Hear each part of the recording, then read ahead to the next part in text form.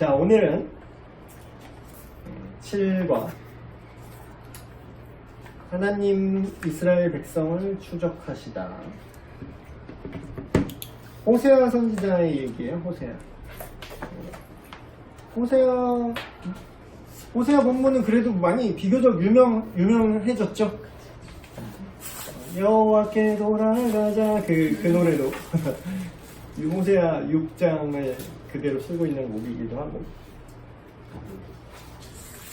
그래서 이 호세아 선지자를 통해서 하나님과 우리의 관계를 다시 한번 돌아보게 하시는 그런 건데, 좀 충격적이죠. 그러니까 요즘의 의도로, 요즘 사람들이 생각하는 사고방식으로 이 사건을 이해하면 정말 이해가 안 되는 포인트들이 많이 나올 거예요. 특히나 이제 좀 성경에 대한 이해가 없는 청년들이 봤을 때는 그냥 사건만 딱 얘기하면 이런 거죠. 오늘 하나님이 딱 찾아와. 호세아 선지자한테. 근데 호세아, 야, 너 가서 창녀랑 결혼해. 이거랑 똑같아요. 가서 저기 뭐 어디 뭐 미아리 뭐 이런 데 있는 여자 하나 데리고 와서 걔랑 결혼해. 그러니까 이거부터 벌써 이제 현대적 마인드로 그냥 있는 그대로 이거를 설명, 이거부터 이해가 안 될 거예요. 근데 이제 그 당시에 이런 선지자 시대, 그러니까 우리가 성경에 보는 소선지서, 대선지서 뭐 이렇게 나오는 그런 선지자들 보면요, 이사야 선지자도 뭐 그 별명이 그 벌거벗은 선지자다 막 이런 거 있어요. 근데 그게 그런 것들이 왜 특이한 별명이 왜 붙냐면 그 당시에 하나님께서 일종의 시청각교육을 시켜주는, 그러니까 시대에 따라서, 그러니까 하나님의 메시지와 본질은 똑같은데 그 시대의 사람들이 갖고 있는 특유의 그런 문화적인 어떤 그릇이라고 할까요? 그게 다 달라요. 그러니까 지금 고대 근동 사람들이 생각하는 라이프 스타일과 지금 21세기 현대를 살고 있는 우리의 라이프 스타일이 전혀 다른 거죠. 뭐 예를 하나만 들면 우리나라 같은 나라인데도 시간만 100년 단위로 돌려봐도 전혀 다르죠. 지금 결혼 어떻게 하죠? 다 연애하고 뭐 자기들이 되게 중요하잖아. 자기 당사자의 의사가 중요하잖아. 100년 전으로 우리나라 시간 돌려볼까요? 자기 의견이 어딨어. 부모님이 그냥 결혼식 날 내 와이프 얼굴 처음 봐요. 얼굴 까봤는데 반갑습니다 이러고 결혼한다고. 그러니까 이게 우리가 지금 갖고 있는 너무나 당연하다고 느끼는 어떤 라이프 스타일이나 우리의 사고의 틀, 이게 당연하다고 지금 생각하지만 당연한 게 아닌 것들이 정말 많이 있거든요. 그래서 그 시대 상황 안에서 그런 맥락 안에서 이걸 좀 봐야 될 필요가 있는 거죠. 그래서 이 시대에는 사람들에게 어떤 하나님께서 어떤 본인의 뜻을 계시하실 때 일단 문맹률이 높아. 그러니까 글을 모르는 사람 대부분이고, 지금처럼 뭐 인터넷이나 이런 정보의 접근성이 엄청나게 떨어지는 시대예요. 그러니까 모르면 계속 모르는 거야. 그러니까 진짜 지금 뭐 우리나라 뭐 사람들 뭐 이렇게 하는 말로 뭐 개돼지 뭐 우매한 군중들 하면 개돼지 하잖아요. 근데 진짜 그땐 정말 개돼지야. 진짜 더 심해. 지금도 개돼지인데 그때는 더 심해요. 왜냐면 정보가 접근성이 거의 없기 때문에 똑똑한 누군가가, 지도자가 말을 하면은 그걸 다 들어요. 그리고 그게 진짜인지 아닌지 그걸 분별할, 뭐 크로스 체크할 그런 정보 접근성 자체가 없던 시대예요. 그렇기 때문에 일단 텍스트로 전달되는 정보 자체가 엄청나게 제한되어 있었기 때문에 하나님께서 이 시대 사람들에게 정보를 전달하는 방식으로 시청각 교육을 사용하셨습니다. 일종의 시청각 교육이죠. 보여주는 거죠. 직접 보여주고 말로 선지자가 가서 선포를 하는데 그 말만으로는 약해. 그래서 선지자한테 그 삶을 그대로 보여주게 시킵니다. 그래서 선지서 이런 데 보면은 그런 거, 너는 옷을 벗고 나가서 거리로 나가서 뭐 내 말을 뭐 선포해라. 뭐 너는 길가에는 뭐 여기 나무 도막을 하나 들고 가서 뭐 2개를 들고 가서 그거를 뿜질러라 사람들 앞에서 막 이렇게 시청각으로 보여주라는 지시를 되게 많이 해요. 그래서 뭐 두 개가 이렇게 한 나라가 이렇게 두 개로 쪼개질 것이다 이렇게 선포해라라든가. 근데 그런 스타일로 이걸 이해하셔야 돼요. 오늘날의 인권파리로 또 이걸 딱 보잖아? 아, 나 너무하네. 이거 호세아의 인권. 그러니까 이 주제가 호세아의 인권이 주제가 아닌데, 오늘날의 시대 정신으로 이걸 보면은 사람들이 이 메시지를, 그러니까 하나님께서 의도한 전달하고자 하는 메시지에 집중하는 게 아니라, 하나님 너무한데 어떻게 창녀랑 결혼하라고 그러니까 엉뚱한 포인트에 집중할 수 있다는 거죠. 이런 청년들이 이럴 수 있으니까. 자, 요거를 주의해서 이제 잘 핸들링을 하시면 좋을 것 같고요. 그래서 삶으로 전하는 메시지, 일종의 모델링이죠. 모델링. 요새의 말로 하면 모델링이다. 직접 보여줌으로써 그것이 갖는 메시지를 사람들의 인식 속에 각인시키는 효과를 주려고 하셨던 거죠. 그래서 참 되게 말도 안 되는 행동을 하죠. 거의 여기서는 네, 어서 오세요. 음란한 여인이라고 되게 그냥 이렇게 뭔가 되게 뭉뚱그려서 오늘날의 단어로 이걸 어떻게 바꾸면 좋을까요, 여러분? 한번 여러분한테 대묻고 싶다. 여기 호세아가 아내로 맞이하는 이 여자를 이게 성경은 음란한 여인, 뭐 간부, 뭐 더 옛날 성경에는 간부 이렇게 돼 있는데 못 알아듣지. 그걸 오늘날의 언어로 하면 어떻게 번역하면 청년들이 알아듣기 좋을까요? 물란한 여자? 창녀? 이거 너무 세네. 요새 무슨 오피스 뭐라 그러지? 오피스 와이프는 그거 아닌가? 오피스텔, 오피걸이라 그러나? 좀 오피스텔 빌려서 출장 창녀하는 거. 출장 성매매. 그래서 가서 이런 거죠. 야, 누구누구야? 가서 저기 그 오피스 출장 성매매하는 여자 중에서 한 명을 데리고 와서 너 그 여자랑 결혼해라. 이러면 좀 와닿을까? 그냥 직업 여성 아닐까요? 직업 여성. 율랑 여성? 네. 근데 이제 되게 저는 이 얘기를 왜 노골적으로 하고 싶냐면 그냥 뭐 율랑 여성, 뭐 직업 여성 이러면은 되게 이거 너무 뭉뚱그려. 직업 여성은 좀 아닌 것 같아요. 네, 너무 뭉뚱그려서 그냥 불편한 진실을 피해가는 단어 중에 하나인 것 같아요. 좀 순화된 표현이니까. 그러니까 그거를 순화시키는 건데 사람들은 순화되니까 그게 그렇게 나쁘다는 생각을 못하는 게 또 단점이야. 그래서 근데 이제 그 직업 여성 이러면은 되게 나쁘다고 얘기하는데 실질적으로 그런 뭐 오피스텔 그 뭐라고 용어가 있던데 무슨 뭐지? 저희가 뭐 그런 거랑 상관없어서 잘 모르는데 그 퍼센트로 했네? 10%? 뭐라고 해요. 자기들 쓰는 용어가 있어. 은어같이. 근데 이제 그게 뭐 속된 말로 사람들이 얘기하는 게 우리나라의 예쁜 여자는 우리나라 예쁜 여자의 반은 연예인이고 반은 거기에 있다. 연예인보다 더 예쁜 애도 있대. 심지어는. 근데 이제 그런 데는 되게 뭔가 고급지게 마케팅을 하더라고요. 그 안에서도. 되게 고급진 거예요, 이거는. 지들. 그냥, 내가 볼 땐 그냥 출장 창녀인데, 그게 자기들은 되게 고급지게 얘기해서 사회의 무슨 지도층이 누리는 그런 것처럼 이제 포장을 하긴 하더라고요. 근데 어쨌든 그런 사람을 아내로 맞으라고 했다는 거지. 근데 하나님께서 이걸 통해서 뭘 보여주시냐면 이러면 되게 인권 침해같이 보이는 그런 일 가서 음란한 창녀를 아내로 맞아서 창녀에게서 더러운 자식을 낳아라 이런 표현을 써요 성경에. 근데 정말 슬픈 건요, 이게 성경학자들이 이렇게 보는데 자녀를 한 셋인가 낳아요. 셋인가 낳는데 첫째가 딴 사람들이 어쨌든 이게 뭐 확실하진 않지만 적어도 이 셋 중에 둘은 호세아 자녀가 아니야. 무슨 말인지 알겠어요? 지금 제가 되게 순화해서 지금 얘기를 했는데 이 여자 그러면 결혼을 했으면은 얘 버릇을 버려야 되잖아. 이제 내가 남자의 아내로 이제 잘 살아야 되잖아요. 근데 그게 아니었던 거지. 근데 그 과정을 자세하게 성경에서 다루진 않아요.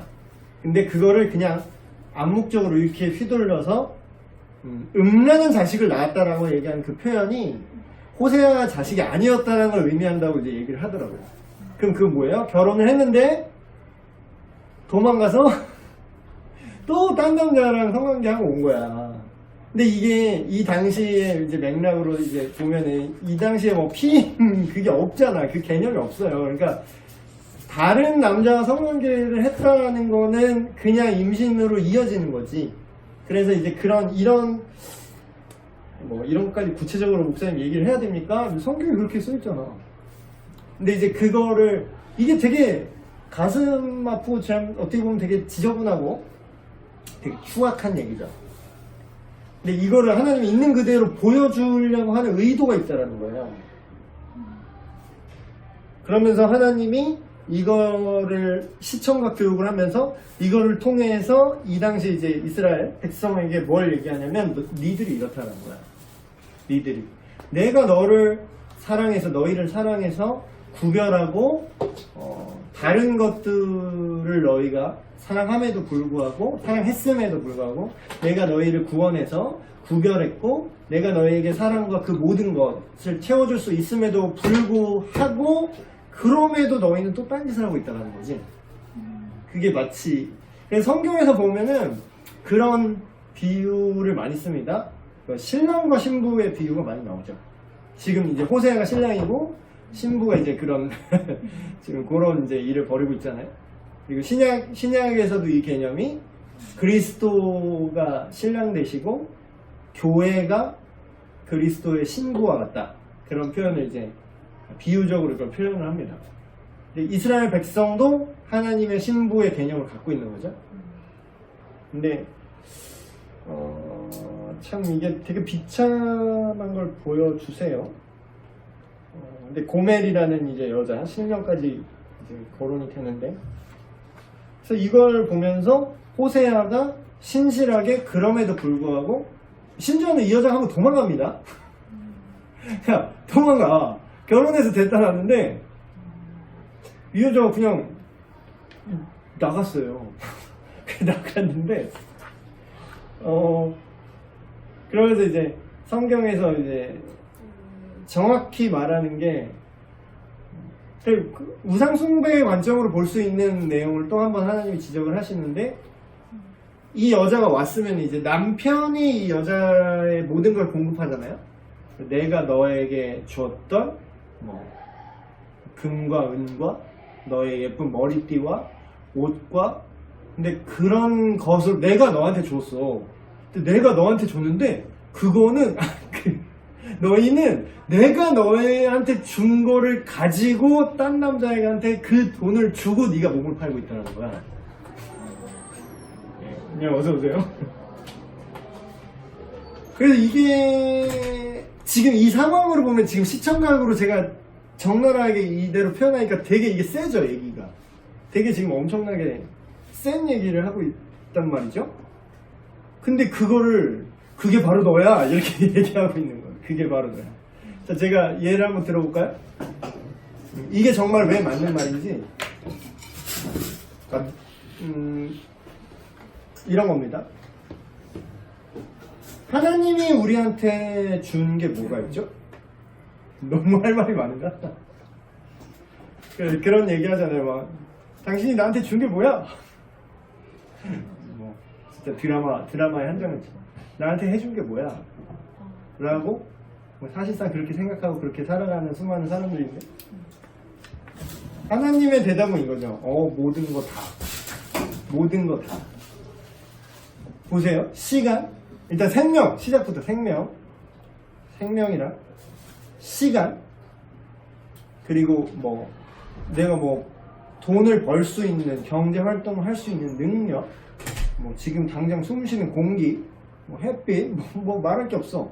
다 누가 준 거죠? 하나님이 우리에게 주신 거죠. 근데 그걸 갖고 그 시간과 하나님이 주신 그걸로 그걸 누구한테 쓰죠?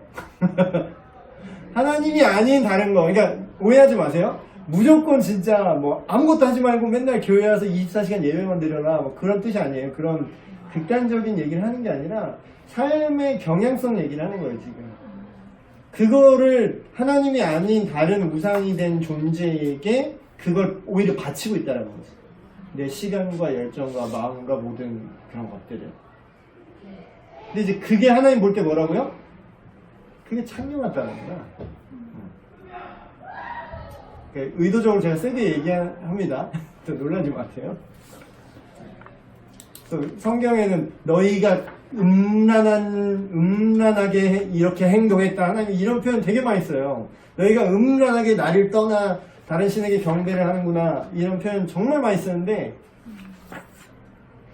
그게 이제 거기다 물론 이제 성적인 음란함 1차적으로 뭐 그런 것도 있겠죠. 다른 그 당시 뭐 문화 속에서 다른 신을 섬길 때 그 신의 어떤 예배 의식이 이런 집단 만교라고 해야 되나? 집단 성관계 뭐 그런 풍습도 있어서 1차원적으로 그런 표현 너희가 음란했다라는 거를 말할 수 있겠지만 그거를 꿰뚫는 큰 그림은 영적인 음란을 포함하는 거죠. 근데 되게 하나님이 그걸 한탄을 하시면서도 그걸 되게 질투하세요. 질투하는 하나님이 그런 거죠. 그걸 질투하는 거야. 너는 내 건데 왜 딴 데 가서 그러냐 이거지. 근데 하나님께서 그럼에도 불구하고 가서 심지어는 그 여자 고멜이 어떻게 됐냐면 자기가 그냥 갔어요. 이렇게 이 남자 마치 이렇게 생각했겠지. 뭐 성경에는 그렇게 자세하게 나와 있지 않지만 이 남자가 미쳤다고 나를 갑자기 아내로 맞았네 하고 이제 왔는데 이제 믿음이 없는 거지. 어떻게 보면 이 남자도 내가 여태까지 거쳐왔던 수많은 남자 중에서 뭐 이따가 좀 나랑 좀 놀다가 버리지 않을까? 그러니까 자기가 거절당하는 게 두려우니까 자기가 먼저 버렸을 수도 있죠. 뭐 여태까지 뭐 이 남자도 뭐 똑같겠지 하면서 이제 원래 하던 거를 다 가버린 거지. 근데 하나님이 가서 도로 데려오라고 그래요. 근데 되게 웃긴 건 갔는데 자기가 좋아하는 그런 어떤 만족을 줄 줄 아는 여러 남자들한테 자기가 받았던 그 호세한테 받았던 돈 은근 폐물 다 줘가면서 창녀짓을 하다가 이제 먹고 살 길이 없잖아. 노예가 됐어요. 그러니까 되게 슬픈 얘기죠. 어떻게 보면. 그래서 이제 거기서 뭐 계속 뭐 잡혀서 뭐 몸을 팔고 있었던지 뭐 어쨌든 그랬을 것 같아요. 근데 그걸 가서 돈을 주고 사옵니다.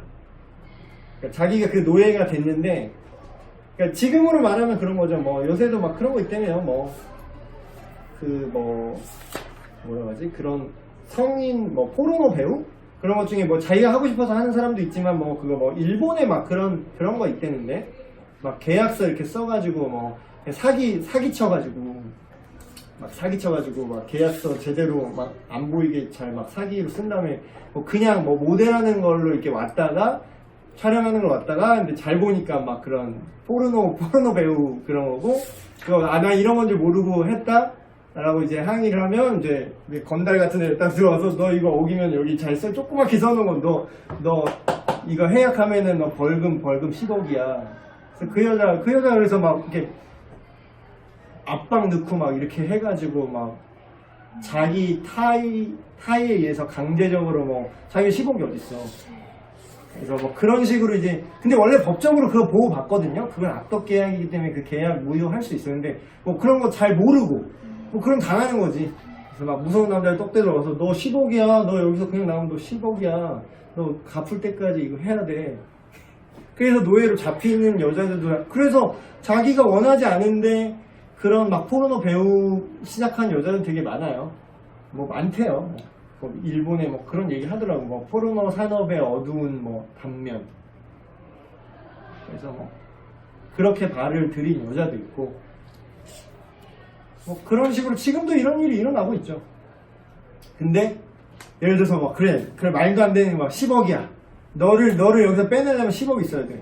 근데 와갖고 야 내가 10억 줄게. 가자. 이제 해결한 거지. 가서 값을 주고 그 사람을 구원했다. 이게 구속이라고 표현하죠. 리딤션이라고 얘기하는데.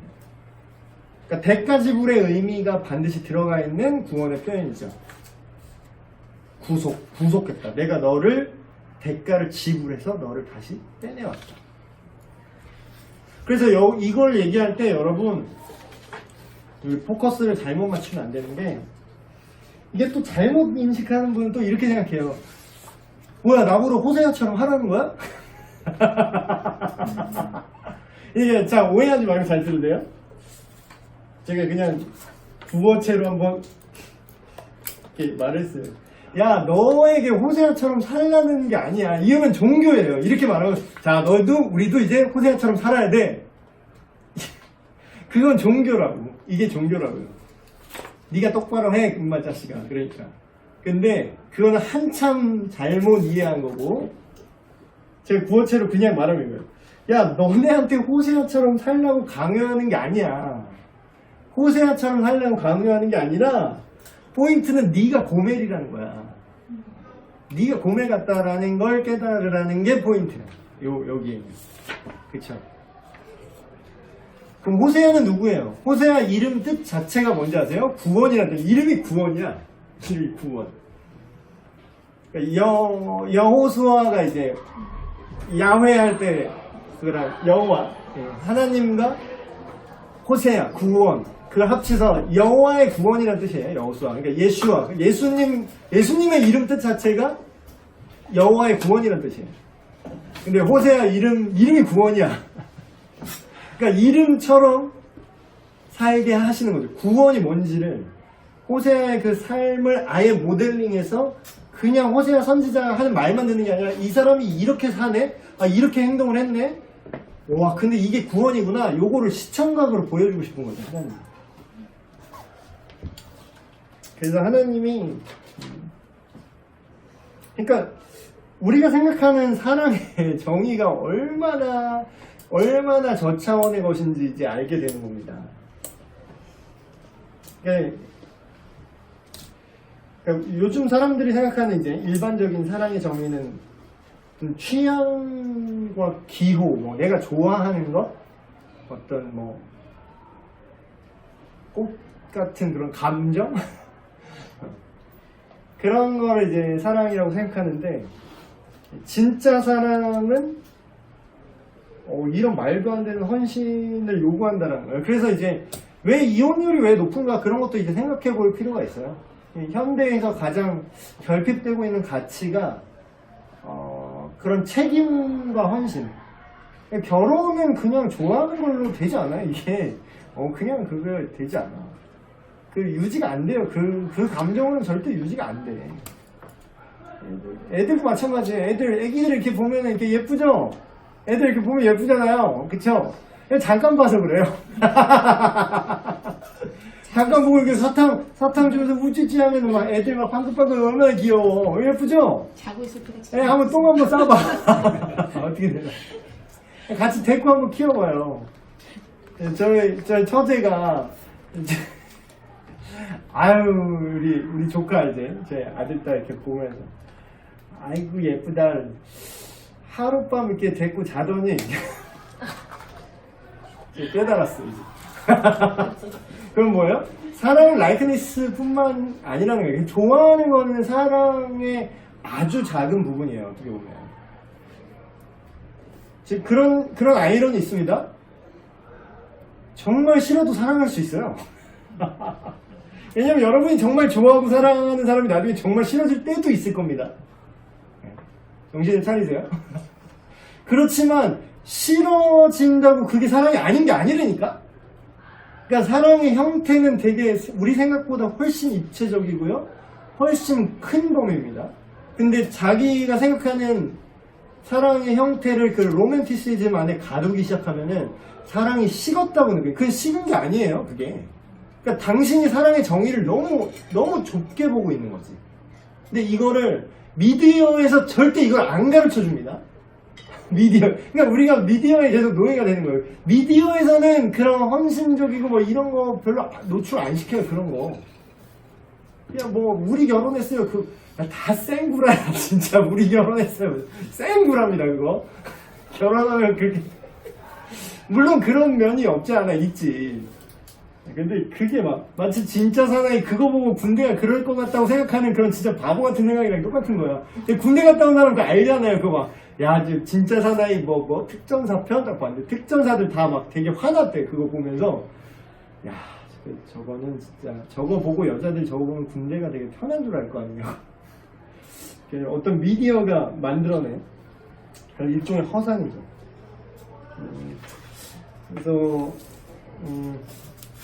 이런 부분들. 그리고 고멜이 안타깝게도 우상숭배의 결과는 노예예요. 그러니까 우리가 하나님 아닌 다른 거를 찾을 때 뭔가 더 좋을 것 같아서 찾잖아요. 그러니까 뭔가 더 내가 자유로울 것 같고 뭔가 더 재밌을 것 같고 그리고 뭔가 되게 즉각적이잖아. 바로 오잖아요. 뭐가 만족감이. 근데 결과적으로 제가 이 책도 읽고 이제 우리가 전에 수련회 때 했던 거는 내가 만든 신 그건데 그거랑 비슷한 주제예요. 우상숭배에 대한 책인데 이거는 거짓 신들의 전쟁이라고 팬인가 제자인가 그거 쓰신 하일 아이들 그 목사님이 쓰신 책인데 이거 벌써 오래됐어요. 이거 13년에 나온 책인데 여기 보니까 그런 내용이 나와요. 되게 깜짝 놀란 건데 우리가 예를 들어서 즐거움이 되게 우리의 우상이 되잖아요. 엔터테인, 어뮤즈먼트 이런 거. 즐거움이 되게 우상이 되고 예능이나 TV 이런 게 우리의 관심을 되게 많이 끌잖아요. 근데 아프리카 대륙에 가서 어떤 이제 부족을 만났대요. 부족을 만났는데 이 사람들의 언어로 이제 번역을 해줘야 돼서 성경 번역을 해주려고 이 사람들의 언어를 이제 막 연구를 하는 거예요. 근데 지루함이라는 단어 있죠. 지루함이라는 단어를 이렇게 이 나라 말로 이 사람들 말로 지루함을 뭐라고 말할까라고 해서 그거를 소통을 하는데 이 사람들이 지루함이 뭔지 아예 모르는 거야. 지루함이라는 개념 자체가 없는 거야 이 사람들한테는. 근데 우리가 볼 때는 이 사람은 TV도 없고 뭐 패션 이런 것도 없어요. 꿈이고 뭐 즐거움 뭐 이런 것도 없어. 뭐 우리 같은 외식 문화 이런 거 없어요. 우리가 즐거움, 재미라고 느낄 뭐 개그맨 이런 것도 없고 아무것도 없어요. 영화관도 없고 아무것도 없다고. 근데 이 부족들한테는 아이러니하게 지루한 게 뭔지 모르는 거예요. 그래서 가장 비슷한 게 뭘까? 그나마 가장 비슷한 개념이 약간 피곤함? 피곤함이 가장 지루함과 그나마 비슷한 개념이지 이걸 번역을 하는데 번역이 안 되는 거야. 그러면서 이분이 딱 통찰을 얻은 게 뭐냐면 정말 우리가 바닷물을 마시는 것 같구나. 우리가 심심하지 않으려고 만들어낸 수많은 즐거움들 있죠. TV 채널이 지금 200개가 넘어요. 근데 그걸 넘기면서 우리 뭐라 그러죠? 볼 게 없다. 심심해. 그러니까 이게 어떤 걸 우리한테 알려주냐면 하나님 없이 어떤 즐거움 하나를 예를 들었는데 즐거움을 추구를 했어. 하나님 없이 즐거움을 너무 추구를 해봤는데 하면 할수록 재미가 없어. 되게 아이러니하지 않아요? 되게 재밌어야 되잖아. 삶이 항상 기쁨과 막 신선함과 재밌다, 너무 재밌다 이게 항상 가득해야 되잖아. 근데 그걸 맛보면 맛볼수록 심심하고 지루해진다는 거야. 근데 정작 그게 없는데 지루한 줄도 모르고 살았던 거야 원래는. 이게 우상 숭배의 어떤 실질적인 어떤 현상들에 대해서 이렇게 얘기를 하고 있거든요. 근데 고멜도 마찬가지죠. 다른 사랑, 이 사랑, 저 사랑 찾고 찾았는데 결국에 뭐가 됐어요? 그냥 노예돼 있잖아. 어디서 잡혀서 또 몸 팔고 있었겠지. 근데 하나님께서 자유를 주신다라는 게 이런 거예요. 자유가 뭐냐면 악한 모든 것들로부터의 자유입니다. 다시 한번 정의를 내릴게요. 내가 하고 싶은 대로 하는 게 자유가 아니라요. 악한 모든 것들로부터의 자유예요. 그러면 그때 비로소 내가 하고 싶은 걸 해도요. 진정한 기쁨을 누릴 수 있는 거죠. 근데 되게 웃긴 거는 뭐냐면 그럼 이제 알았어. 죄와 악으로부터의 자유가 진짜 자유로구나.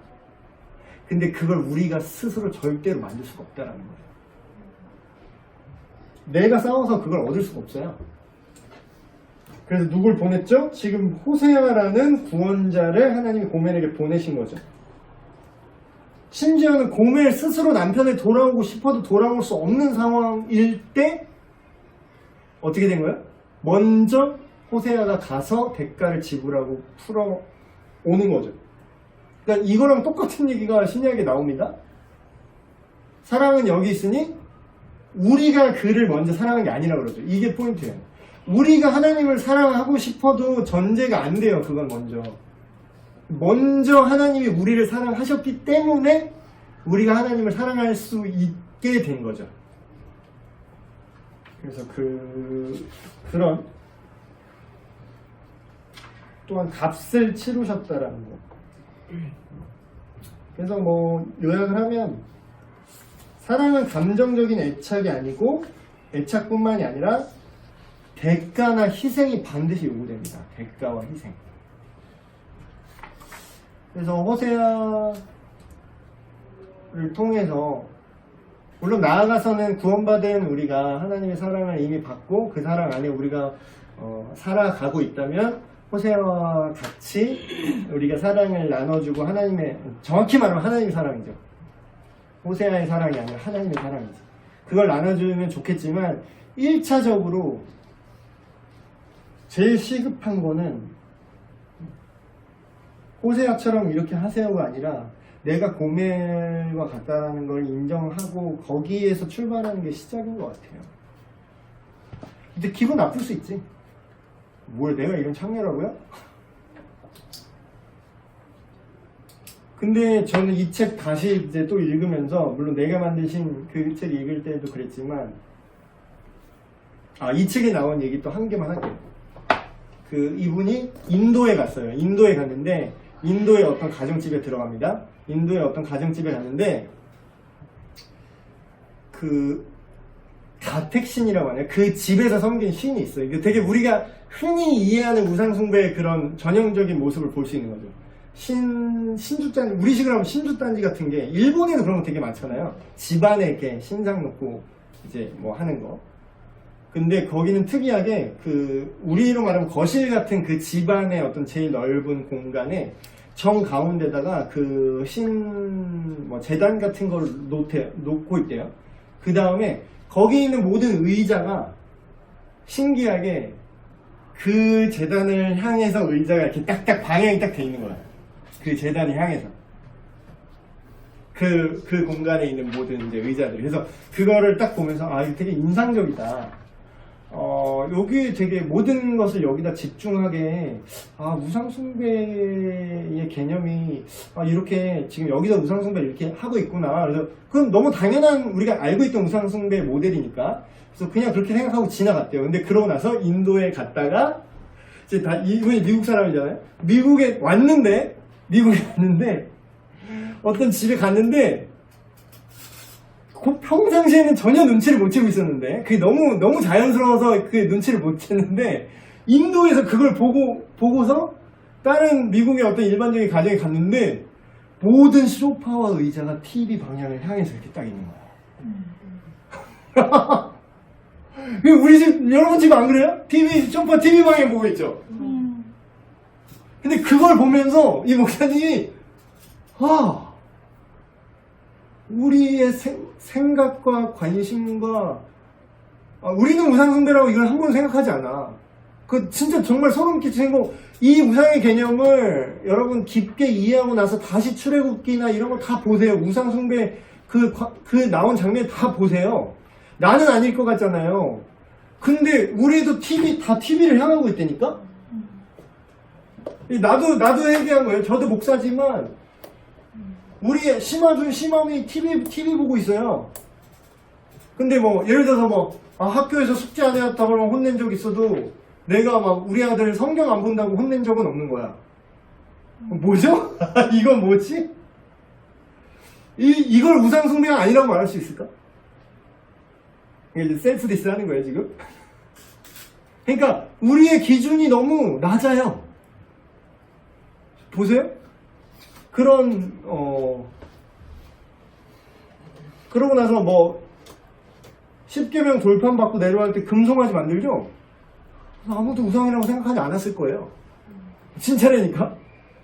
우리가 TV를 온 집안의 그 의자가 TV를 향하여 있는 걸 아무도 이상하다고 느끼지 않았던 것처럼 금송아지 만들어 놓고 이게 우리를 여기서 구원해낸 여호와 하나님이다 라고 말할 때 마치 우리가 TV를 향해서 이렇게 하고 우리가 성경의 내용 갖다가 가정에서 토론하는 것보다 연예인 가십거리 얘기하는 게 더 자연스러운 것처럼 그게 그렇게 이상하게 보이지 않았을 거라는 거지. 그게 소름인 거야. 그게 소름. 우상 숭배는 아주 가까이 있습니다. 정말 아주 가까이 있어요. 그래서 그런 것들. 근데 하나님은 질투의 하나님이다. 그걸 공동 1등도 안 돼. 무슨 공동 1등이야. 그걸 하나님 그 누구와도 영광을 나눠 갖지 않으신다고. 나는 질투하는 신이다. 그래서 그 하나님의 질투와 그러기 때문에 끝까지 포기하지 않으시고 여기서는 이제 좀 점잖게 표현이 됐는데 끝까지 뭐 찾으시는 사랑의 하나님 이렇게 얘기하고 있는데 그래서 우리도 이 호세아와 고멜의 이런 사건을 통해서 하나님 편에서 볼 때는 이제 우리가 하나님을 볼 때는 그럼에도 불구하고 우리가 이렇게까지 악함에도 불구하고 끝까지 우리를 찾아오시는 하나님. 우리가 뭐 진짜 그런 나락으로 떨어졌을지라도 하나님께서 굳이 찾아오셔서 대가까지 지불하시고 다시 데려오고자 하시는 하나님. 그런 걸 볼 수 있고 우리 편에서는 이게 내가 하는 이런 라이프 스타일과 내 생각의 결이 고멜과 같구나. 고멜이랑 사실 아무런 차이가 없구나. 그래서 그런 것들을 양쪽으로 좀 이해하고 그런 것들을 현대적으로 좀 대화를 하시면 좋을 것 같아요. 현대적으로 풀어서. 그래서 오늘날의 얘기를 하셔야 돼요. 뭐 일단 이해가 안 될 거예요. 그러니까 쓸데없는 포인트로 세지 않게 잘 이걸 해주세요. 하나님 너무하네요. 어떻게 그렇게 상대랑 갑자기 결혼해서 막 그렇게 하라고 그렇게 명령하시냐? 그게 포인트가 아니에요? 혹시 질문이나?